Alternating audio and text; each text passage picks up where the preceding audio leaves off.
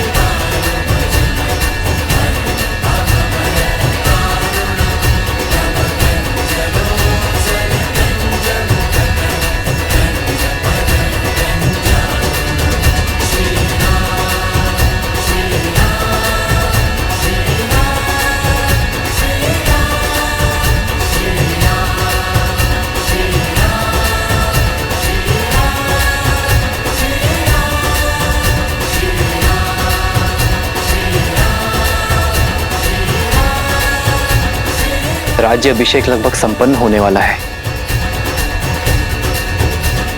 पर मेरा हनुमान नहीं दिखाई दे रहा। कहाँ है हनुमान?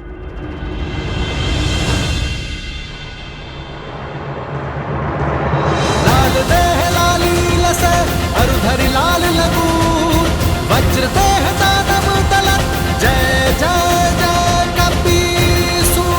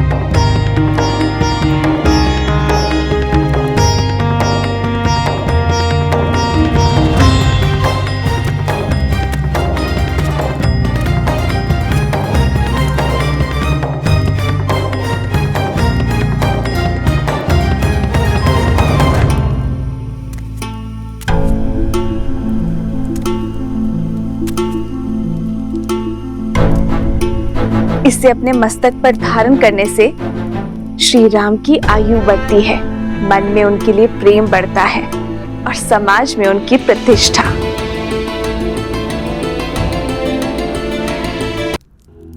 ना मुझे किसी के ठाठ से अंतर पड़ता है और ना ही उपहास से। मेरे लिए मेरे प्रभु का जीवन, उनका सम्मान, उनका मुझसे प्रेम महत्व रखता है। माता, आपने तो मुझे अनोखा मार्ग दिखा दिया। आपके मस्तक पे एक चुटकी सिंदूर लगाने से मेरे प्रभु का सम्मान इतना बढ़ गया। तो माता, आप सोचिए, मेरे प्रभु का सम्मान और प्रभु का मुझसे प्रेम अब कितना बढ़ेगा। क्योंकि माता, मैंने तो अपने रोम रोम को सिंदूर के रंग से रंग लिया है। मैंने तो अपनी पूंछ का भी एक छोटा सा भाग भी नहीं छोड़ा। तो माता, आप बताइए ना, इस लाल देह से मेरे प्रभु का जीवन और कितना बढ़ेगा।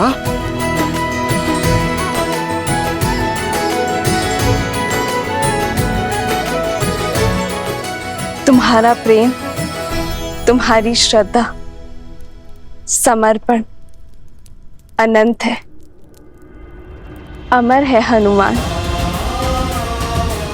तुम चिरंजीवी रहोगे और जब तक तुम रहोगे, तुम्हारे हृदय में श्री राम का प्रेम सदा के लिए धड़कता रहेगा।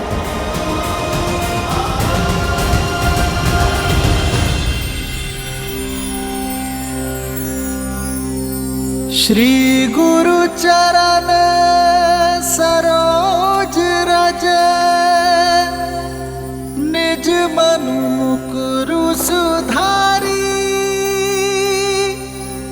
बरनौ रघुबर बिमल जसु जो दायकु फल चारी।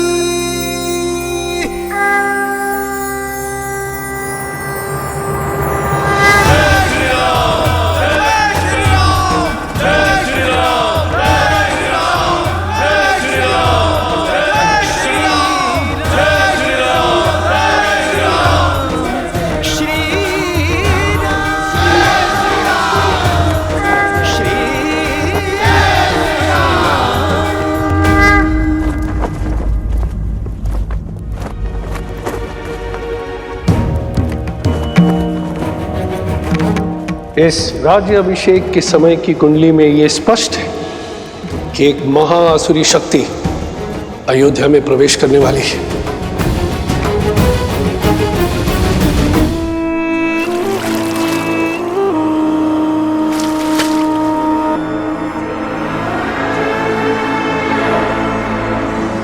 राम, न तुम जीते हो और ना ही ये युद्ध समाप्त हुआ है।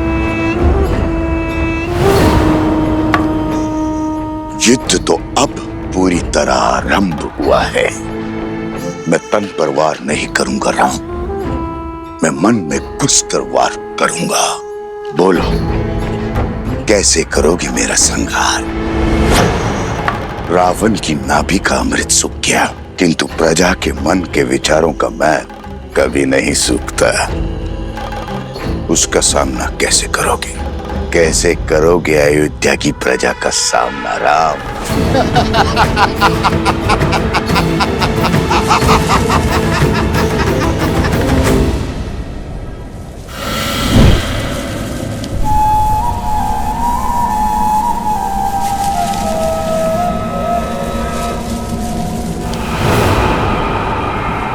भूल हो गई मुझसे, जो आपसे सहायता की आस कर बैठी मैं, आपके द्वार पर प्रतिशोध की भिक्षा मांग बैठी मैं। अपने हाथ पे हाथ धरे देखते रहे और वहां राक्षस राज्य का अंत करने वाला वो राम, उसका राज्य अभिषेक हो गया। पराजय है ये आपकी।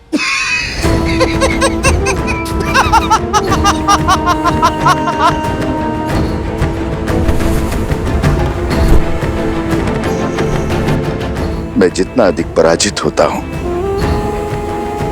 मेरा विजय पर उतना ही विश्वास दृढ़ होता जाता है। जानती हो असुर सदा पराजित क्यों होते रहते हैं? क्योंकि उन्हें अपनी शक्ति का तो बोध है, किंतु शत्रु की दुर्बलता का बोध नहीं है। राम का राज्याभिषेक उसकी दुर्बलता होगी।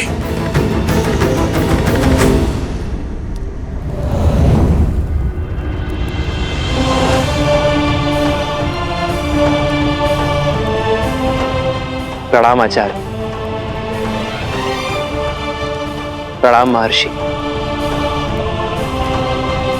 राज्य अभिषेक की कोटि कोटि बधाई हो अयोध्यापति, किंतु हर बधाई के साथ एक चुनौती जुड़ी होती।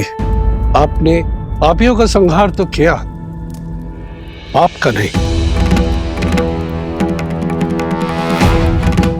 दशानन को मारा, मगर उसकी सोच को नहीं। पाप की सोच एक ऐसा छलिया है जो बार बार स्वरूप बदलकर सामने आता और प्रहार करता। मैं वार करूंगा तो राम प्रतिकार करेगा। मैं युद्ध में विश्वास नहीं रखता, मैं 1000 छोटे छोटे घाव में विश्वास रखता हूं, और वो घाव मैं उसे नहीं दूंगा, उसके अपने देंगे। और जब घाव अपने देंगे तो लाचार होगा और पीड़ा भी अधिक होगी। अर्थात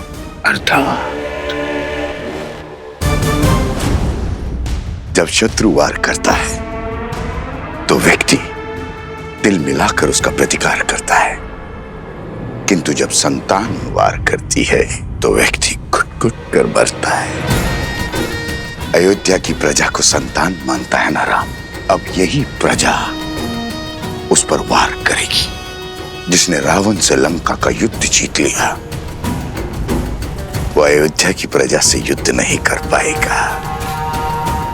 अब उस पर उसकी प्रजा से प्रहार करवाऊंगा।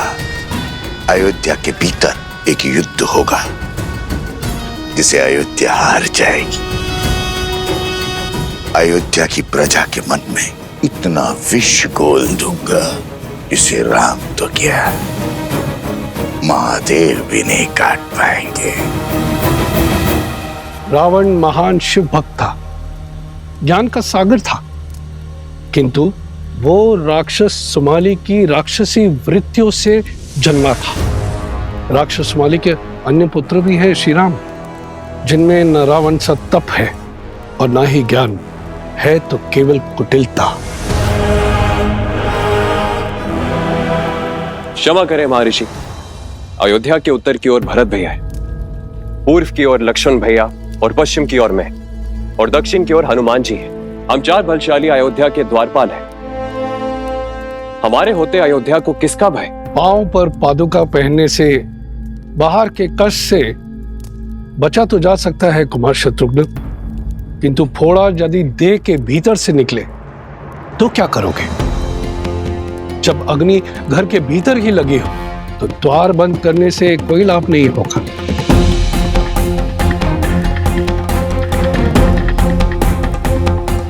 रावण के पापों का अंत तो हुआ है, लेकिन उसकी सोच का नहीं। जो विपदा आने वाली है उसके अस्त्र तलवार या भाले नहीं, असत्य, लोकवाद, झूठी निंदा, ये सब उसके अस्त्र हैं।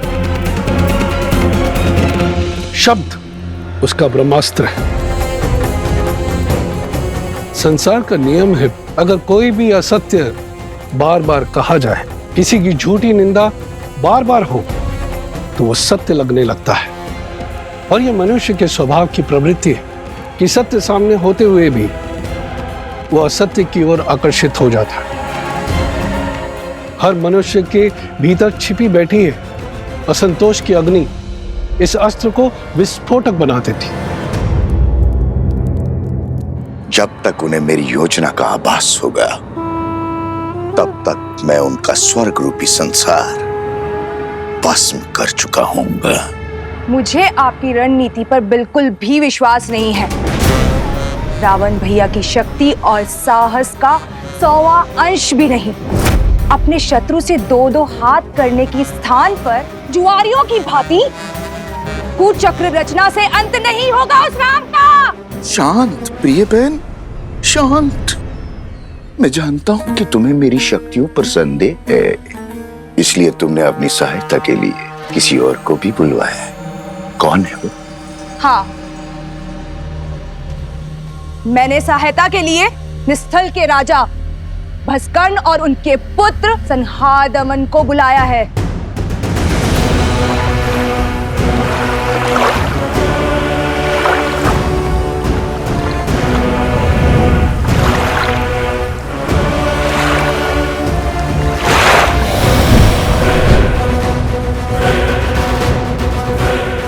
ये महाअसुर भस्कर्ण के सैनिक हैं। आप मेरे साथ? तुम्हारे महाराज को वरदान है कि जब तक वो जल में, वायु में या पृथ्वी पर खड़े होंगे उनका वध करना असंभव है। हाँ।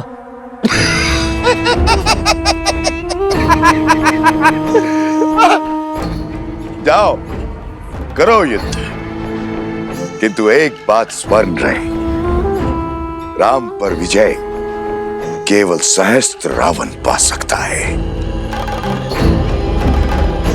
जाओ, अपनी योजना को आकार दो।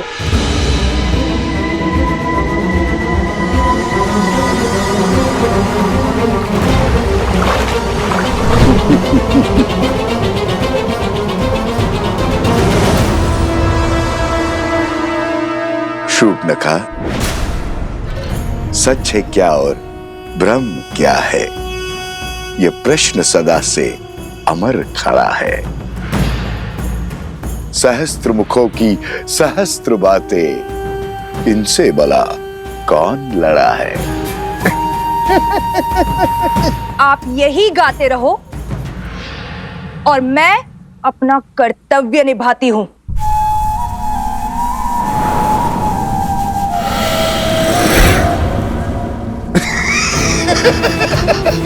राम राज्य पर अनिष्ट की छाया तक नहीं आएगी महर्षि। ऐसी परिस्थिति आएगी ही नहीं कि कभी असंतोष अपने पैर पसारे। असंतोष ईर्ष्या से जन्म लेता है राजकुमार, परिस्थिति से नहीं। संदेह नहीं है कि श्री राम राज्य को संतुष्ट रखने का प्रयास करेंगे, किंतु राष्ट्र के कोने कोने में सबको सुख और लाभ पहुंचाने में समय लगेगा, और झूठी निंदा, असत्य और संदेह के बीच फैलाने में नहीं। संदेह मन के किसी कोने में छिपकर घास के तिनकों की भांति तनिक सी निंदा से पोषित होकर बढ़ता रहता है और हमारी अनुमति के बिना हमारी मति भ्रष्ट करता रहता है, और यही सहस्त्र रावण की शक्ति है।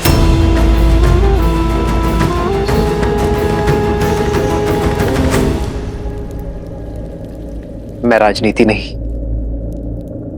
भविष्य जानना चाहता हूं महर्षि। क्या छुपा है भविष्य के गर्भ में? अव्यवस्था, अराजकता, विजय भी होगी, किंतु भयंकर पीड़ा और संघर्ष के बाद। मानव जीवन तो है ही दुखों और संघर्षों का सागर, इससे भय क्या? मैं तो अयोध्या के विषय में पूछ रहा हूं महर्षि। मैं भी अयोध्या के विषय में ही बता रहा हूं राजन।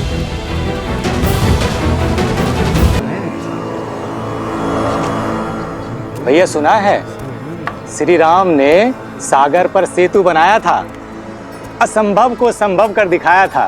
देवी देवताओं की विशेष कृपा है हमारे महाराज के ऊपर। सुना तो ये भी है कि रावण कोई साधारण योद्धा नहीं था। कहते हैं युद्ध बहुत ही भयावह था और बहुत दिन तक चला। जंगल में मोर नाचा, किसने देखा? न मोर न युद्ध। अच्छा, तुम कहना चाहते हो श्री राम ने रावण को नहीं मारा? न सेतु बांधा न युद्ध हुआ। अरे नहीं नहीं भैया, मैंने ऐसा कब कहा? अरे हुआ होगा युद्ध, पर ऐसा नहीं जैसा सब बता रहे हैं।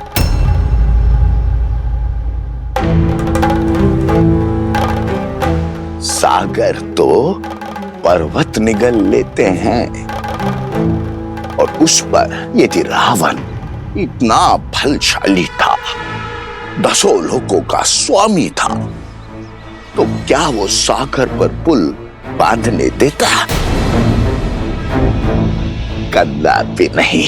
तो क्या हमारे राघव असत्य कह रहे हैं? राम राम राम, ऐसा मैंने कब कहा भैया? अरे श्री राम गए होंगे लंका और रावण को ललकारा होगा, और रावण भी आ गया होगा रणभूमि में, और श्री राम ने एक बाण से उसका वध कर दिया होगा।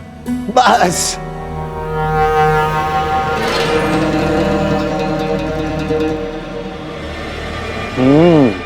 हो सकता है ये सब कथा वानरों ने बनाई हो। ऐसे ही बात का पतंगड़ बना दिया होगा। सत्य वचन भैया, सत्य वचन। ये कहानी अवश्य वानरों ने बड़ी बनाई है। श्री राम तो रघुकुल वंशज है, सोचा होगा श्री राम की यश की गंगा में हाथ धो लेते हैं।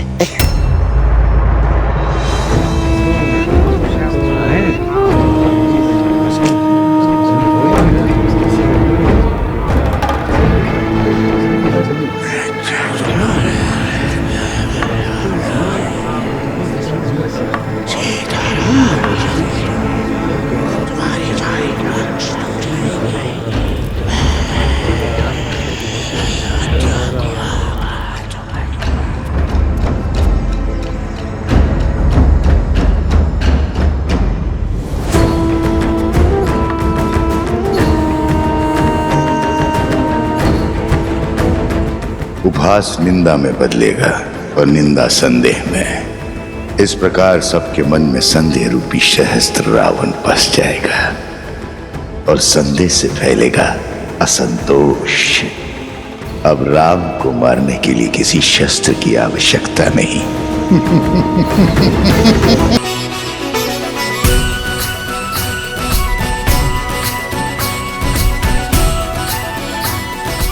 सियावर रामचंद्र की, सियावर रामचंद्र की, सियावर रामचंद्र की, सियावर रामचंद्र की।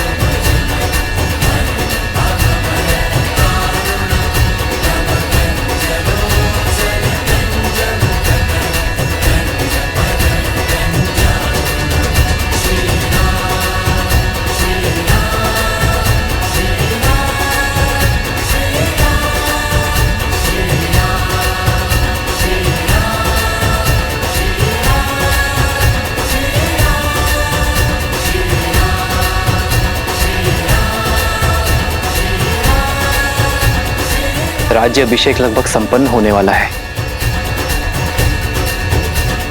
पर मेरा हनुमान नहीं दिखाई दे रहा। कहाँ है हनुमान?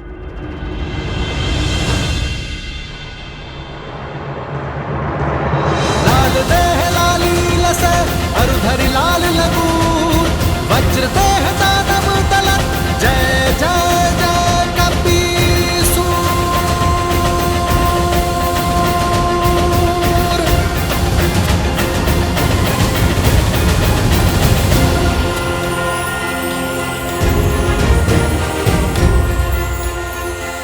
विचलित क्यों हो? राज्य में विचित्र सी बातें फैल रही हैं कि हम युद्ध की अनुचित कथाएं बता रहे हैं। अर्थात पाप ने अपने पग पसारना आरंभ कर दिया है। कौन है जो इस असत्य का डंका बजा रहा है? मुझे पकड़कर क्यों लाया गया है? आज इस हनुमान ने उस वृद्ध व्यक्ति के प्राण लेने का प्रयास किया। न्याय कीजिए श्री राम। प्रभु, मौन। मैंने राम अपनी प्रजा को कभी निराश नहीं करेगा। क्या हुआ? हनुमान को पकड़कर क्यों लाया गया है? प्रभु, इस बानर ने हम सभी को भयभीत कर रखा है। आज इस हनुमान ने उस वृद्ध व्यक्ति के प्राण लेने का प्रयास किया। न्याय कीजिए श्री राम। प्रभु, मौन। मैंने राम अपनी प्रजा को कभी निराश नहीं करेगा।